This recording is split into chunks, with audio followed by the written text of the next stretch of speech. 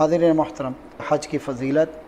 آپ جانتے ہیں، جیسا کہ احباب کے علم ہے، موسم حج ہے، آنے والے مہینوں میں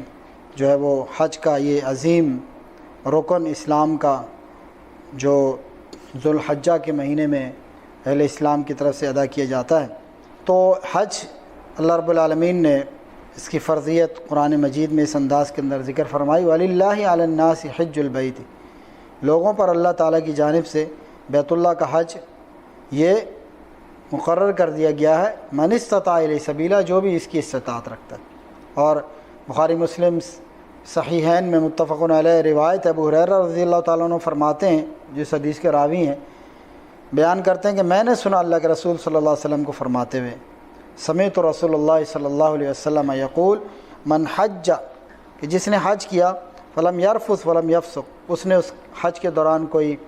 بیہودہ بات نہیں کی، کوئی گناہ کا کام نہیں کیا، فسق و فجور سے دور رہا، تو حج کر کے جب وہ واپس لوٹے گا، رجع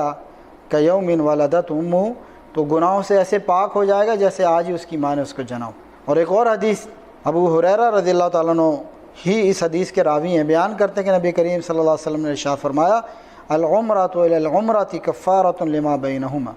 کہ ایک عمرے سے دوسرے عمرے کے درمیان، ایک عمرہ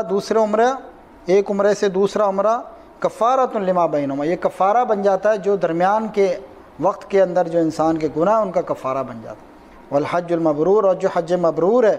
اس کی جزا تو صرف اور صرف جنت ہی ہے۔ اور ایک اور حج کے حوالے سے ایک اور حدیث حضرت ابو ہریرہ رضی اللہ تعالیٰ عنہ روایت کرتے ہیں، فرمایا، حضرت ابو ہریرہ رضی اللہ تعالیٰ عنہ بیان کرتے ہیں کہ سوال کیا گیا نبی صلی اللہ علیہ وسلم سے، ای الاعمال افضل، اعمال میں سب سے افضل عمل کون سا؟ آپ نے فرمایا ایمان باللہ و رسولہ، اللہ پر ایمان اور اس کے رسول پر ایمان لانا۔ پھر پوچھا گیا قیل ثم ماذا، اس کے بعد کون سا افضل عمل ہے؟ فرمایا کہ الجہاد فی سبیل اللہ۔ پھر پوچھا گیا کہ اس کے بعد کون سا عمل ہے؟ قال حج مبرور۔ تو یہ حج اس کی بڑی فضیلت ہے، جو بھی صاحب حیثیت انسان ہے اس کے اوپر زندگی میں ایک مرتبہ یہ فرض ہے، اور اسلام کے بنیادی جو 5 ارکان ان میں سے ایک رکن ہے، جس کے پاس جسمانی، مالی، بدنی اس کے پاس حیثیت ہے، فرصت ہے، طاقت ہے، تو اسے چاہیے کہ یہ حج کا فریضہ